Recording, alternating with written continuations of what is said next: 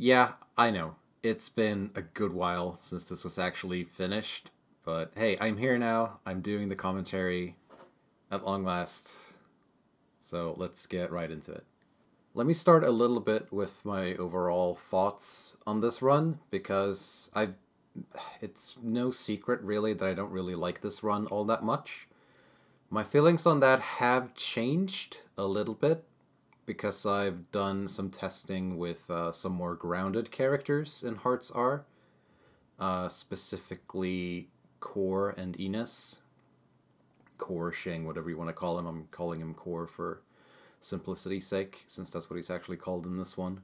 And a lot of the issues I had with Chalcedony basically disappeared when I played those characters. So what I think happened here is I really like Chalcedony, and I like the game, but I don't think I like both at the same time. Especially not in a solo run where I'm trying to kind of like make very specific things happen, and I'm trying to make it look entertaining. I'm trying to make it look cool, stuff like that. Chalcedony just isn't very good at that compared to maybe some other characters. He's very flashy naturally because he's an aerial fighter, and those are always pretty cool.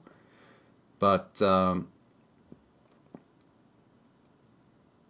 yeah, the way the combat system works just doesn't really favor him at all.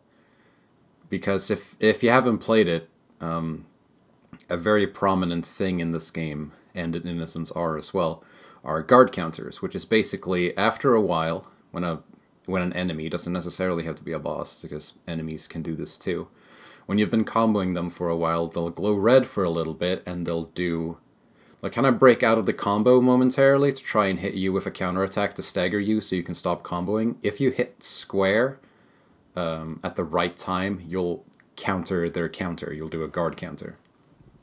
And then you get to keep comboing.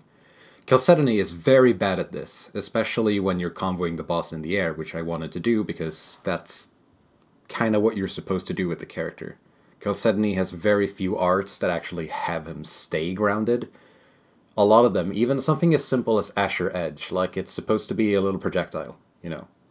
Even that pops him into the air and makes him airborne. He doesn't stay grounded after that. And I like to think someone who's played Chalcedony for even 10, 15 minutes pretty quickly understands that, oh, okay, what I'm supposed to do with this character is I'm supposed to stay in the air. And it's ironic that the the aerial character in a Hearts game is having trouble against bosses, because in the original, of course, ceiling infinites were a big thing. And Chalcedony can kind of do that in this game too. There's another feature called Chase Link where that little glyph appears on an enemy. If you hit them with break attack, you then get to freely combo them for however long the Chase Link lasts. And the Chase Link is so overpowered that it actually gets rid of combo mitigators. So after 30 hits, enemies won't be lifted as high into the air if you're using a launching art, for example.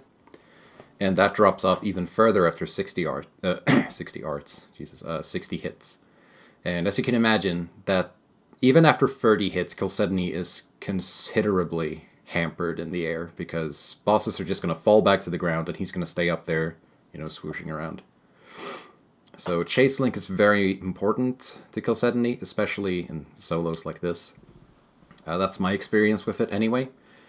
And a lot of fights kind of ended up following the same pattern in that way, in that I would do maybe one or two combos, and then I'd go into a Chase Link, and that would basically be the finisher.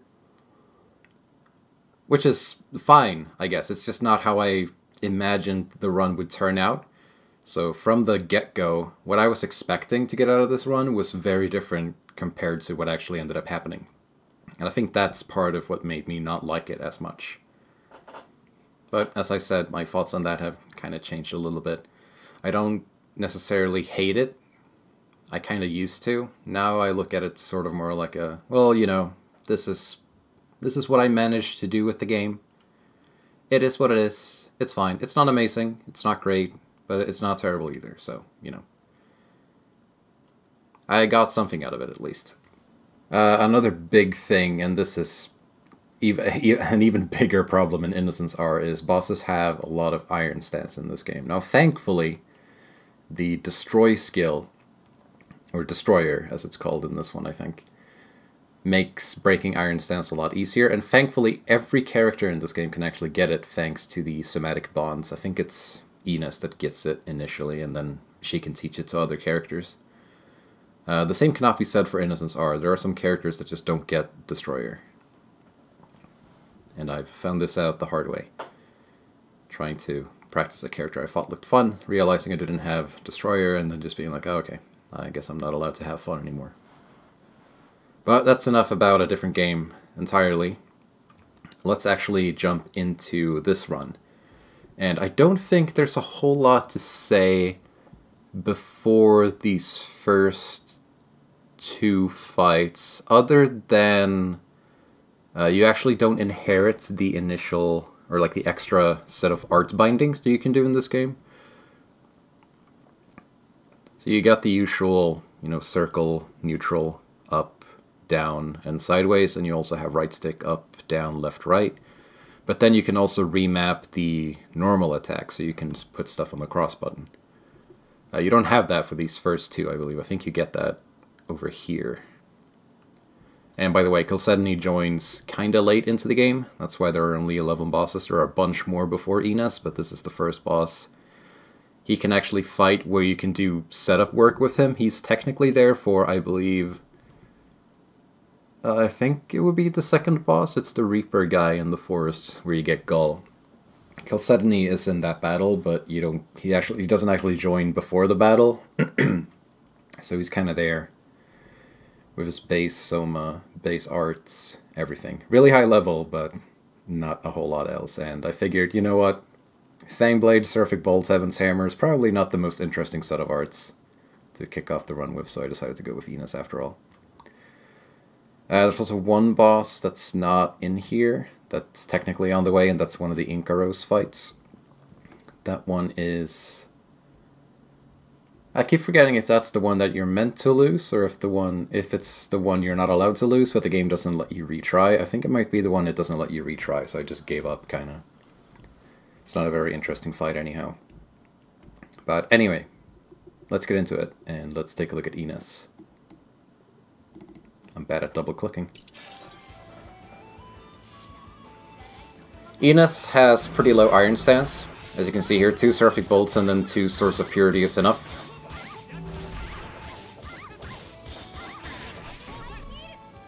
Sorry, just had to turn down the volume a little bit on my side. I couldn't hear myself talk.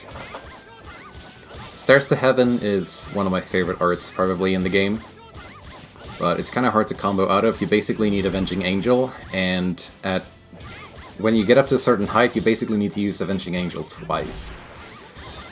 So it's a little tricky to use, but it's really cool, so I like it. I also like this part that's coming up here. Any minute now. Yeah, here we go. Popping Sperio Drive. I forget what that's called, where you warp next to them. I'm sure it has a name. You basically just press square while you're in Chase Link. Seraphic Bolt into Mystic Art. Pretty flashy finisher. Ines isn't super duper difficult. She can be a little treacherous. I'll go back, because it happens pretty early on, I believe. Her counter is very fast. Any minute now? Yeah. Her counter is pretty fast. It sends her up into the air, so you actually have to intercept her when she's coming down. From what I know, both her air counter and ground counter are the same. And yeah, I just basically didn't even want to try to counter that, so I just kind of let her do her thing. Which will be the pattern for most of these bosses, by the way. Every boss has a grounded counter and an aerial counter. Some might have one for both scenarios, I'm not sure. Ines definitely does, but I don't know if there are any others. And I'm pretty sure they all have different timings as well, so that's something to keep in mind. Something that happened quite a lot in this run is I'd be grounded, use Seraphic Bolt, and then the boss would counter, but since Seraphic Bolt actually pops them into the air a little bit, they would do their aerial counter.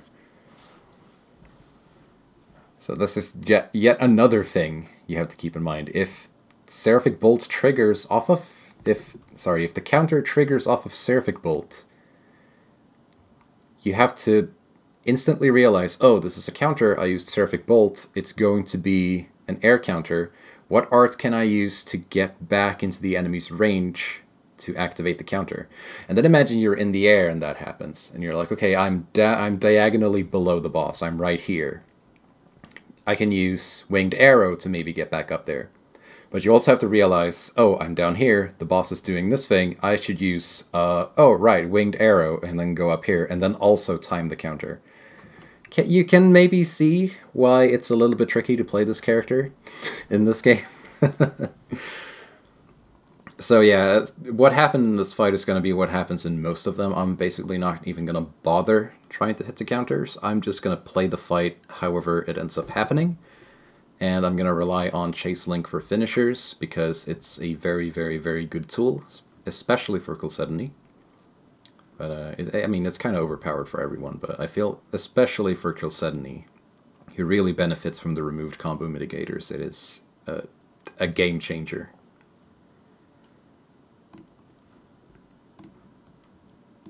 I think, yeah, this is also one where I don't have all my art bindings yet. Anything to say about this one before we start? I don't think so, so let's just jump in. Starts off the fight, I think he always starts with Tentacle Bump. He might not actually, but let me pause a little bit. AI in this game can be read, sort of. You'll notice throughout these videos that sometimes the boss doesn't attack, and then it will run to a random point on the battlefield before it decides what to do next. And while it's moving to its destination, it's completely vulnerable. It's not going to attack you whatsoever, so that's when you can kind of do some Iron Stance breaking stuff. Sometimes I think this boss starts off with running somewhere, then doing Tentacle Bump. Sometimes I think it can start running towards you. If I'm sounding vague, it's because it's been a very long time since I actually worked on this run in particular. And it's been a very long time since I did Silver, especially. Yeah, try to keep an eye out for that, where the boss just kind of goes somewhere, stands for a little bit, and then decides what to do. Tentacle Bump, by the way, is really easy to dodge. You just have to do a normal jump. That's another thing that kept happening, and I think that's one of the few instances where it actually made it into the finished take. So, Asher Vengeance is one of my favorite arts on Chalcedony. It's a projectile, it's a gap closer, and it's a little bit of a launcher. It's a pretty dang great art. It's kind of one of those do-everything arts, but mainly mid-combo. So I really like it. Sometimes, however, the dash part of it goes through enemies, as you can see there, because I think it's borrowing from Aerial Exorcism, which is supposed to go through an enemy, so I think I was just a little bit too close there. Sometimes that happens, sometimes it doesn't. Sometimes I can be really close and I won't pass through the enemy, sometimes I do. It's really hard to tell. It might have to do with the thickness of the enemy model or something like that. But yeah, that's something I had to keep an eye out for, which is a shame that that can happen with that art, because it's really good. If I'd stayed in the air there after Sword of Purity, or before Sword of Purity, I probably could have hit that counter. But as I said, I'd already buffered Sword of Purity, I'm pretty sure. So, yeah, there was just no real way for me to react to that.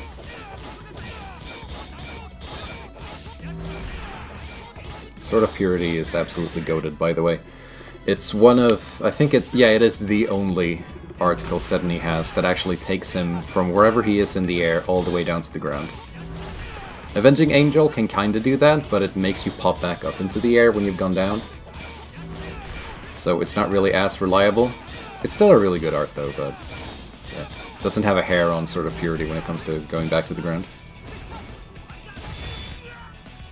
When I was recording this, I was a little scared that finisher actually wouldn't kill, and it would look awkward. But luckily it killed. remember being pretty happy with that take. By the way, I'm using one of the more boring weapons Chalcedony has. Usually his swords are very ornate, whereas now I have this really plain-looking lightsaber kind of thing.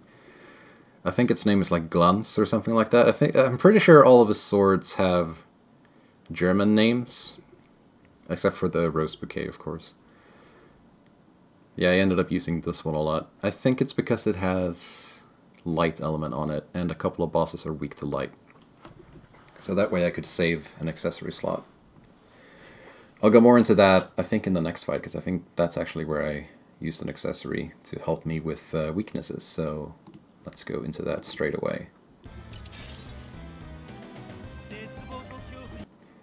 So about weaknesses, as I was talking about earlier, in this game there's a skill called something like Weakness Exploit or something like that, and it basically increases enemy stagger duration if you hit them with an element they're weak to. And there are also accessories that change all of your non-elemental arts and attacks to that element. So for this one, I'm pretty sure... I think Chlorseraph is the one that's weak to dark. So I think for this one I have an accessory equipped that turns my attacks to dark, unless they already have an element. And that should let me stagger him for a little bit longer. Now I believe I have access to all of my art bindings, and from here on out, basically how I always played Chalcedony is I will map Winged Arrow, which is the art that sends Chalcedony diagonally upwards like this, to cross up. And I'll map Avenging Angel, the one that makes him go diagonally down like this, to cross down. And then I have Aerial Exorcism on cross left and right. That just kind of always made sense to me that, okay, if I always have these mapped, I'll have extra control over where Chalcedony is in the air, and that just seems like a good thing. Don't know why I went into so much detail with that, but yeah. So that's why I'm basically always using those, because they are permanently mapped, pretty much. Chlorseraph is actually pretty annoying. He's pretty fast. The hitbox on that Tempest move is absolutely ridiculous. Oh, I don't have the Dark accessory on. Okay, never mind. I don't know what this guy is weak to then. Maybe he is weak to Dark and I just didn't have it equipped. I don't know. But yeah, the Tempest hitbox is pretty dumb. Usually how I bait it is I'll run towards him and then I'll veer off to the side really quickly. And that will most often bait him into doing it, and I'll get out scot-free. Sometimes I mistime it and just mess up. I probably could have hit that counter. I don't know, actually. Yeah, so basically I just allow Chlorseraph to chase me, and then based on how close he gets, I can kind of tell what attack he's about to use, which is pretty nice. Let's see the chase link here, I think. Yeah, I actually don't end up using that one. Another missed counter. I don't know if I could have hit it mid-Surfeit Bolt. I might have been able to. Another thing to point out about this game is that bosses trigger Spiria Drive or Over Limit when they hit 50% health. The ones that can do it then. So that's why I didn't go all out after that last combo. I just kind of hit him with Sword of Purity a little bit. That's because I was trying to knock him into Spiria Drive territory. And thankfully, again, unlike Innocence R, Over Limit doesn't last for like 5 years. So I just have to run around for a little bit, and then I can start comboing again.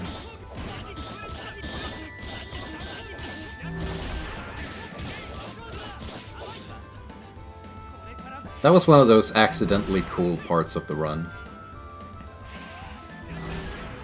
A little sad he did the counter in the opposite direction.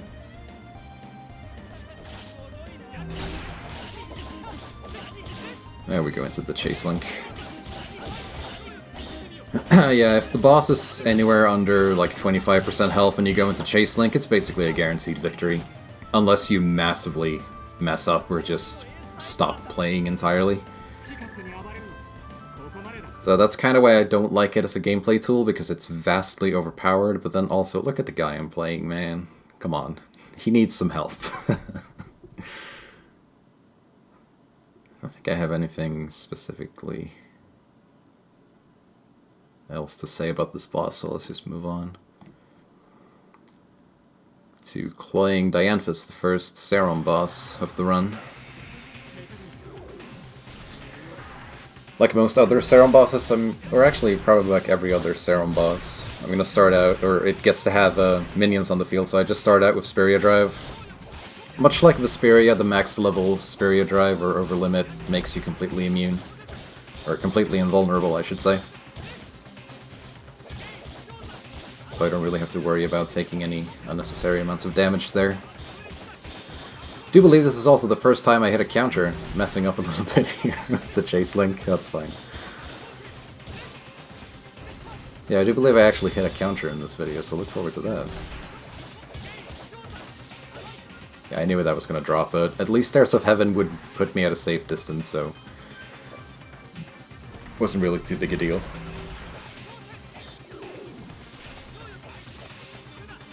Taking some damage there, but that's fine.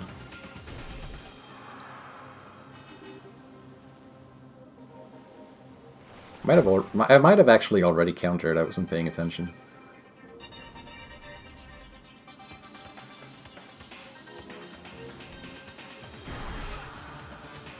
One of the cooler weapons there in Chalcedony. Shiksal, I believe it's called. And Iron Stance remains broken for a little bit. Ah, there we go, there's the counter.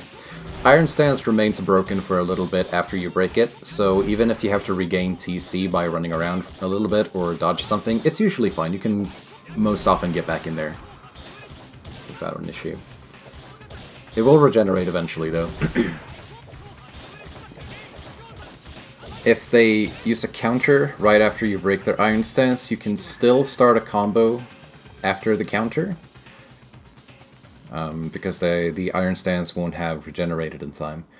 And I believe counters don't actually automatically regenerate the Iron Stance as a result of that, so that's indeed pretty nice. So you don't waste an entire Iron Stance breaking session just because they decided to counter on the last hit of the art you used to break their Iron Stance. You can just hold back a little bit if you're at range, or if you're not anywhere near, and then just go in afterwards. That's completely fine. Strigov. I don't think there's anything I can think of right now to say about this guy. I know I think he was pretty annoying because boss health in this game is kind of ridiculous. So I ended up using, like, herb abuse in this game, hardcore. Especially towards the end here for the final boss. And for Ceremai Strigov, I think, but... Oh, and for Vorgus as well. Yeah, some of the bosses have just way too much health. I remember this guy was a roadblock pretty early on. But he's got nothing on this guy, though. Let's see.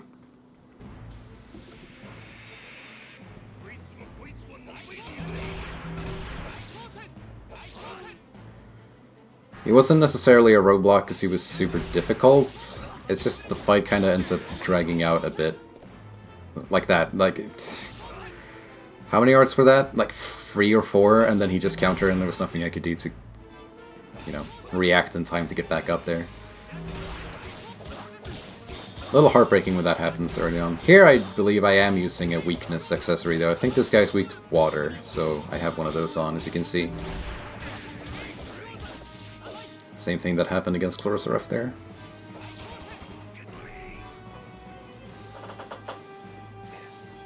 Don't think he has the tentacle bump like attack. That's what I was talking about, where the AI just kind of goes somewhere.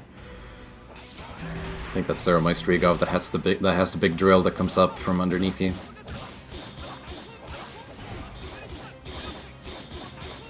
I think I'll end up taking this, yeah.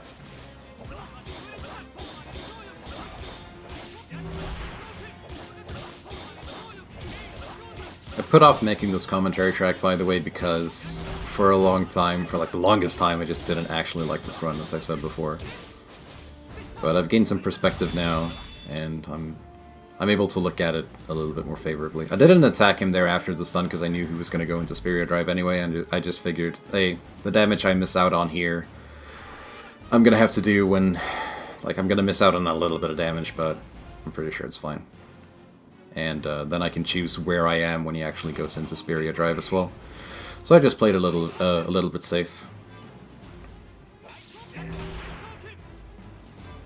Seraphic Bolt and Sword of Purity are my go-to Iron Stance breaking things, especially Seraphic Bolts against enemies that attack really close to you like this, because I can just go through them and then follow up with Sword of Purity.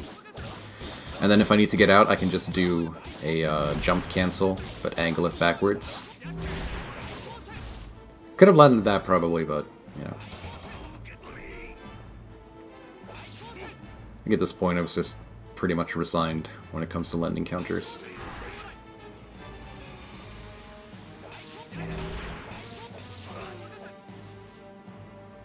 Rocking the Gears of War music in the background. I don't know why I went with this track specifically. I guess I wanted something sinister.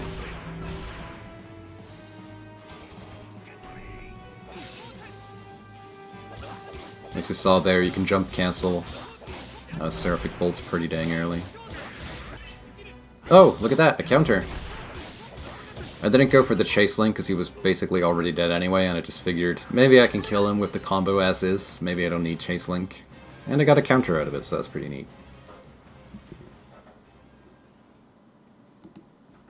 I'd actually forgotten about that one. Okay, what's the difference between these two? I think one of these didn't have background music, but I'm gonna double check. Yeah, that one's just silent, okay. Alright, just did a quick reset of the recording, so the same thing that happened in the Asbel commentary track doesn't happen here too, with the desync.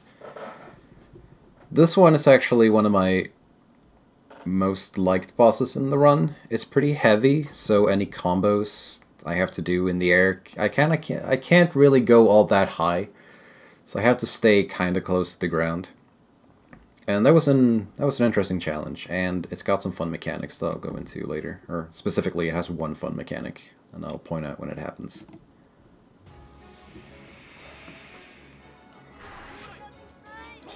Using Coil at the start just to buff up my physical attack. I have food on as well. Gluttonous Liquid, I liked this one, just timing it and then jumping. Pretty nice little skill check. If you want to time it like that, of course you don't have to. You can just go really high into the air and then never worry about it.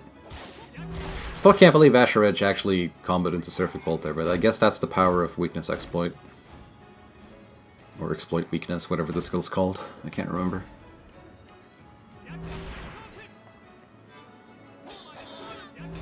Aerial Exorcism can be a great gap closer, because if you use it when you're far away from the enemy, you won't actually go through with the first dash, and so the second dash will also move you forward.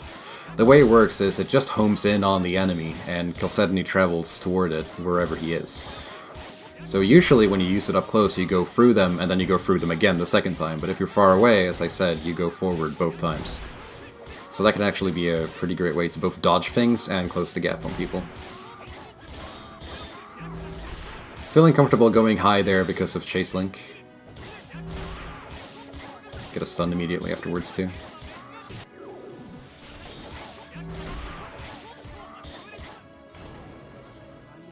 Yeah, combo... The amount of hits in the combo was getting a little high there, so it was probably going to drop, so that's why I used the Mystic Art so early there.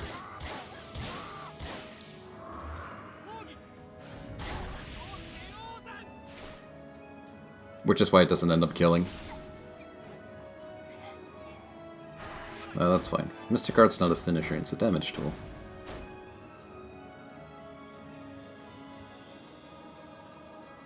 Especially with these slower enemies, it can look a little bit funky when they just pick a spot and walk there. So it kind of takes them a little bit to get there.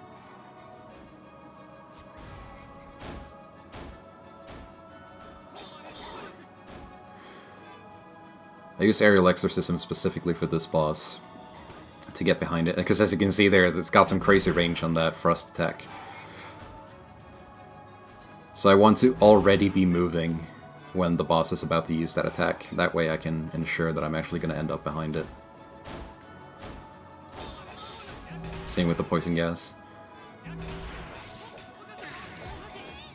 Very lucky that Fangblade broke the Iron Stance there, and then doubly lucky that Asher Edge put me out of range for the counter. Very much accidental, but hey, it was pretty cool, right?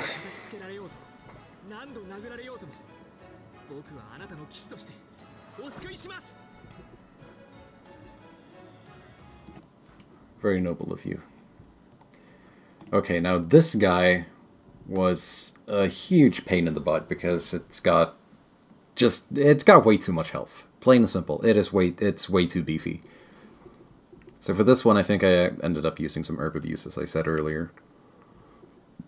And this is probably the one video in the run that actually makes this game look like Hearts R, because there are counters everywhere, and not a single one of them was planned. Just further illustrating that, hey, if Chalcedony is in range, I'll probably land the counter. But if not, I mean, what can I do? I mean, I'm just going to let the combo drop at that point. Yeah, let's take a look at this guy.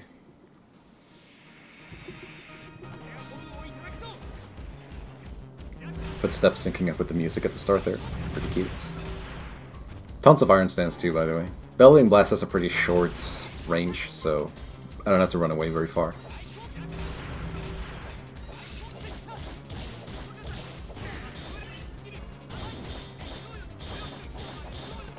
Boss is stunned, so I feel pretty comfortable using more risky arts there. Another counter, totally not planned. Again, Aerial Exorcism comboing into Grounded Avenging Angel, which is not a good version of the arts. Unfortunately, the momentum kind of pushed me a little bit too far away for the finisher to land. It wasn't an intentional combo reset, that was not meant to happen. But, whatever. I say counter, I'm in Chase Link.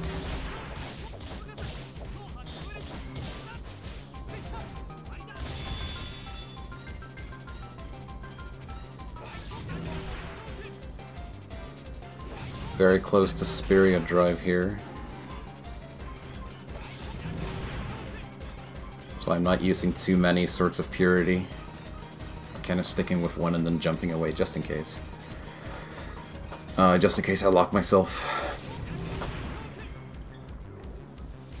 Gee, Vic, finish the thought. Just in case I lock myself up in the end lag. A little tired, sorry.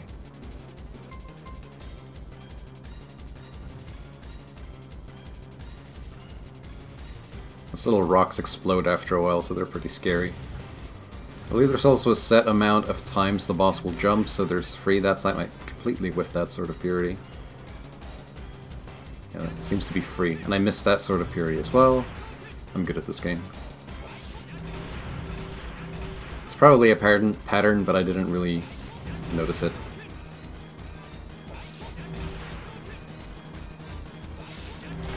Finally break the Iron Stance. Missed a counter, but as I said, Iron Stance doesn't automatically regenerate. So I'm able to pick the boss back up and just keep pummeling.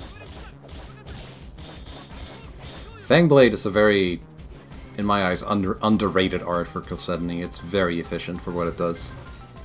Its close range launches a little bit. It's just pretty dang safe to use, and it sets up a lot of his other stuff beautifully. Very basic art, but very good.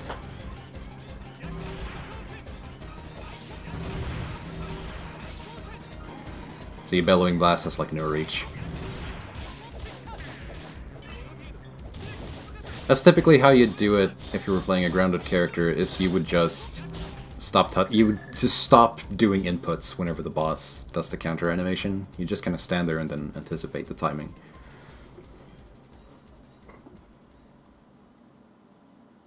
What a beefcake. Strong boss.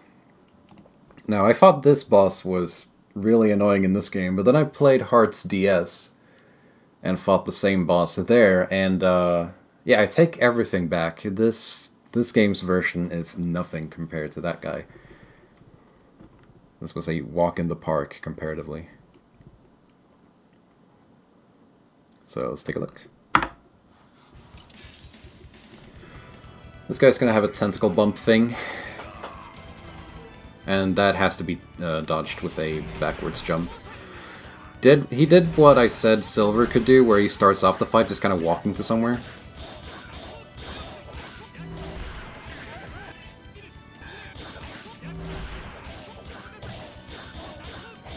Oh, and if the counter thing wasn't bad enough for Chalcedony, his aerial counter can completely miss, which is cool. Got hit by that one, but now I know he's not going to use it for a while, so I can be a little bit more aggressive. Some enemy attacks seem to have a cooldown of sorts. It's like they have to... Okay, I don't know what I was doing there. It seems like they have to use a certain amount of other attacks before they can do that specific one again.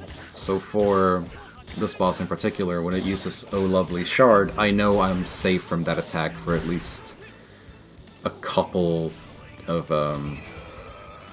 what's the word? A couple of attacks from the boss.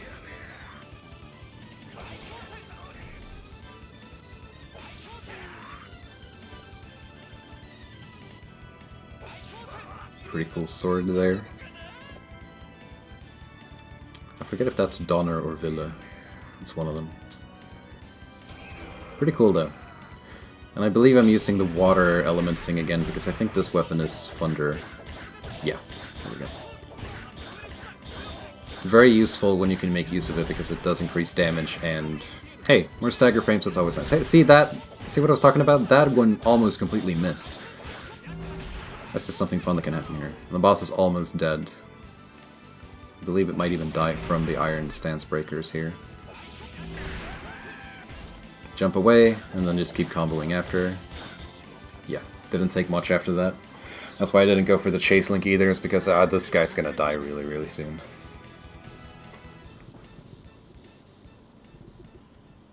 Got that based Destiny 2 music in the background though. Okay, this boss, I was worried about this one because it's a fight with two enemies, but both of them are bosses, meaning both of them have Spirit Drives, I'm pretty sure. So usually what I do in fights like these is I just pop my own Spirit Drive, or Overlimit, whatever you want to call it, and then I nuke one of them, and then I deal with the other one. Thankfully, they're both pretty weak, at least for this stage of the game. So I think they're very much... That's very much a trade-off on their part, is yeah, you have two bosses to deal with, but on the other hand, individually they're not very strong. So once both of them is down, unless you mess up royally, the fight is it was pretty much just one for you. So let's see how that goes. Something I will point out... nice swimsuit. Something I will point out here is... I originally... Actually, let the boss show up first before I start talking. Originally, I considered killing Chloroseraph first, so I would have to deal with Clinoseraph. Just to change things up a little bit, so I would have to deal with a new boss. But after a while I realized, actually, this guy's fucking annoying too, so I'm just gonna kill him, because I already know how to fight this guy. As you'll see here.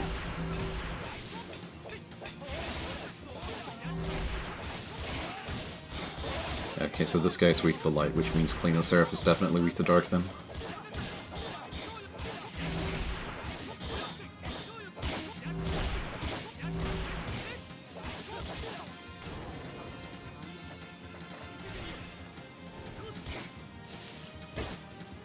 I believe Chalcedony's Mystic Art is also light, so that just kind of works out better if I target this guy first, since he'll take more damage from it.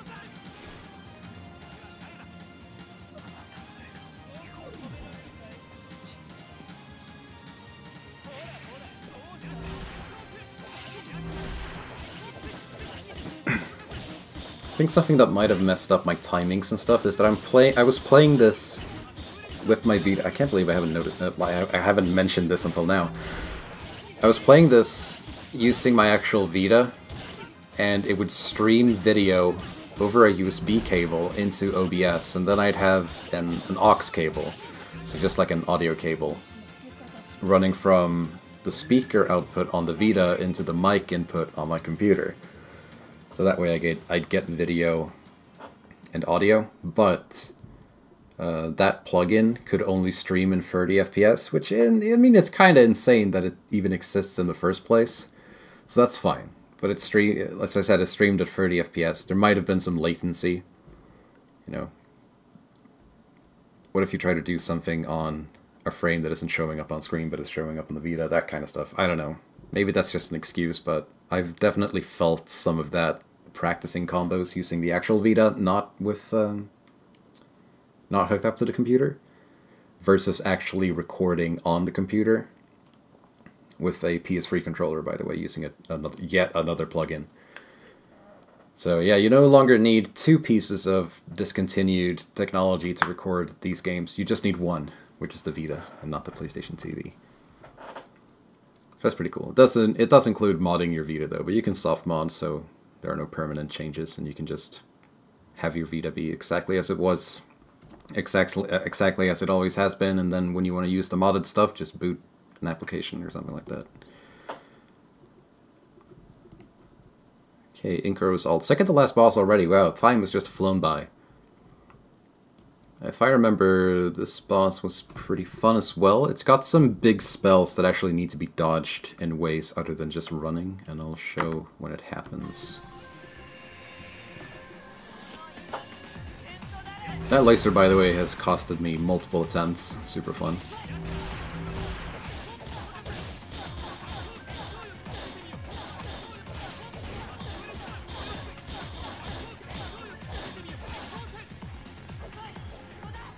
Pretty neat there, landing behind the boss. So you might be able to dodge Ground Dasher by just running, but I like dodging it by jumping and then using Winged Arrow. Looks a little flashier. We'll talk loads about spell dodges for the final boss, don't you worry. Zooming back and forth. I think I was anticipating a counter there, and then just as I used Seraphic Bolt one last time, it actually uses the counter. So I missed, but I got the chase link at least, so combo still very much being kept alive. Or, well, you know, not kept alive, but I got to start a new one.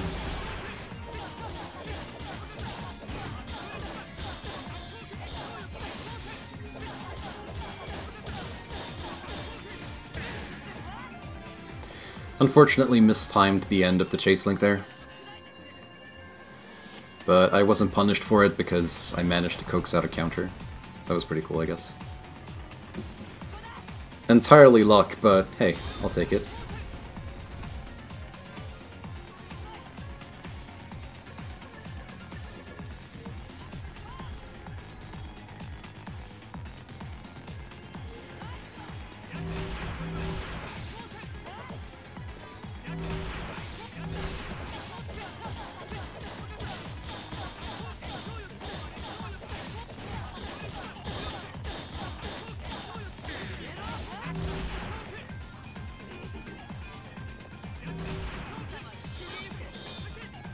Pretty cool laser dodge there. I think that's one of the most important parts about playing Chalcedony is using the air to your advantage, even outside of combos, is pretty important. Just look at it, there's so much space. So much room for activities.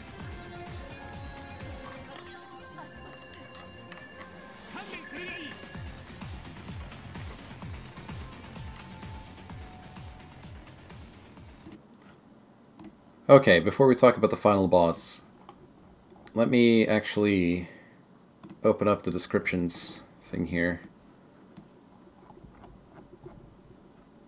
and take a look at this again. Okay, phase 1 of this boss, because this is one of those two fights right after each other. I'll start the video and talk about it. This first one is actually pretty fun. Normally, what you're kind of supposed to do is kill these little nodules that he spawns. But you don't have to do that at all, because the big, like, AoE attack that they power up, if kept alive, can just be dodged by standing at the very edge of the battlefield, so no need to do that, necessarily. Yeah, this is kind of like Pining Veronica. It's pretty heavy, pretty big, so that was a fun little challenge.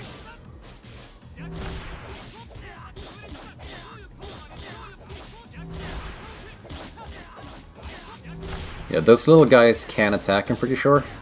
I remember them, like, killing me sometimes. But you have to get pretty close for them to do so. I think they're pretty passive, so unless you attack them, they don't really care about you. Probably going to see that big AoE attack I was talking about. Yeah. Sacrifices those little cores to power up this attack, but if you just stand at the edge, it doesn't hit you anyway. So you can just completely ignore those. That's obviously more valuable when you're playing with a party, because the party's not going to know to run to the edge of the battlefield.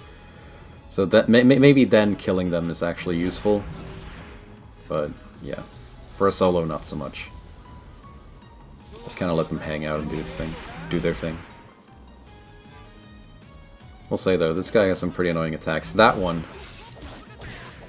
is pretty devious. It's one of those that's bigger than you think it is.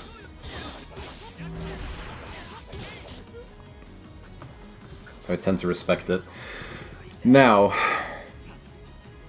I'm going to pause before the second phase of this boss. This is the one part in the run where I put on the anti-magic skill. Because this boss is painful enough even without him.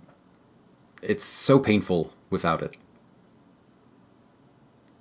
And while it's definitely easier with it, it's still a pain. And I'll tell you why. First and foremost, I mean, you don't have to respect the spells anymore at all, because they don't affect you in the slightest. However, this guy loves to teleport around, loves to stay at range, and is just generally kind of a pain to pin down. I got really close to killing the boss without anti-magic and actually dodging all the spells. I even came up with dodges for all of them. Consistent dodges. But especially when the boss goes into Spiria Drive, which, by the way, drastically cuts down casting time. Yeah, it suddenly gets pretty hard to tell if he's casting Black Hole, which you can just run out of, or if he's casting Blackout, which has to be dodged in a very specific way, depending on your relation to the boss, like where you're standing in relation to the boss. And the way I have explained this in the description is you have to imagine Blackout is a 3D object.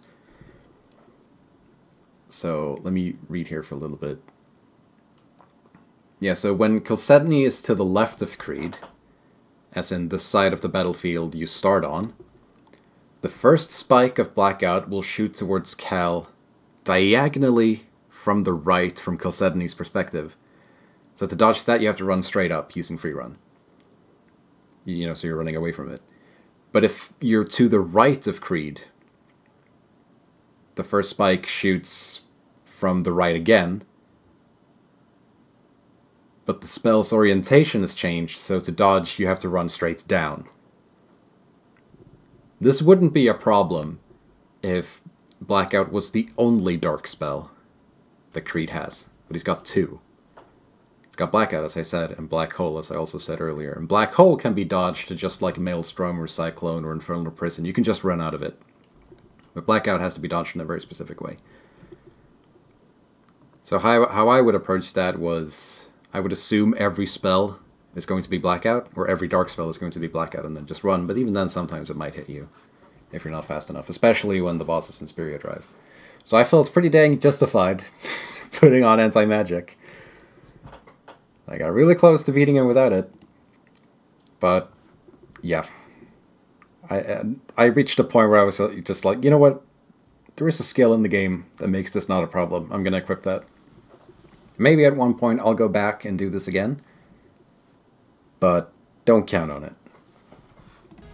So let's see how that turns out.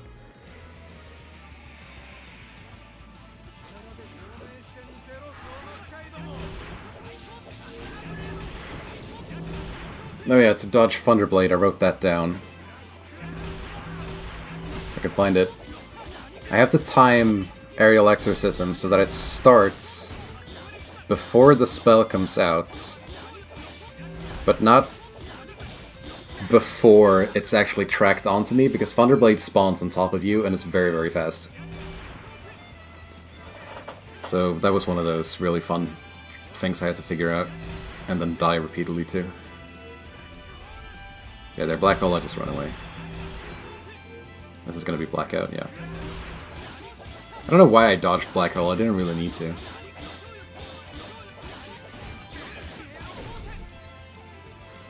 It's a shame that specifically Blackout exists, or maybe specifically Black Hole in this instance, because I'm fine with the Thunderblade dodge. That's perfectly fine. I don't mind the Blackout dodge either, but it's having to guess which one it's going to be. So other than that, this boss is actually pretty fun. Which I'm sure you wouldn't be able to guess, based on how I've been talking about it. Using normal attacks there to just let the boss come down a little bit. I think that's the air counter. That's one of the easier ones to land because Creed will actually warp behind you. So it doesn't really matter if you trigger it off of Surfing Bolt as long as you stand still after that. Yeah, at this point I just said, you know what, you're dead. Let me finish this with a Mystic Art for style points. Making sure to take as much health away from the boss as I can, just to absolutely make sure this kills. He might have been dead even before the Mystic Art, because I'm pretty sure I had the skill on that doesn't allow an enemy to die in Chase Link unless you kill them with a finisher. Meaning the Chase Link finisher, not like a combo finisher.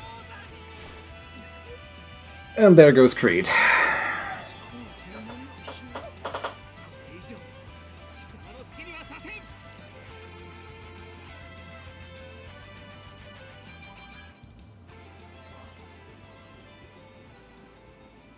And the slow final boss fade out. So yeah, that was Chalcedony. And now, having actually done this in record time, I want to say, for my commentary videos, I can't believe it took me this long to actually sit down and do it. But I think I definitely had to figure out that, hey, I don't suck at this game, it's just Chalcedony is kind of finicky. So did I do the best I could? Maybe not. Probably not. Okay, definitely not, but I'm still pretty happy with how it turned out. Happy to say I don't hate the run anymore.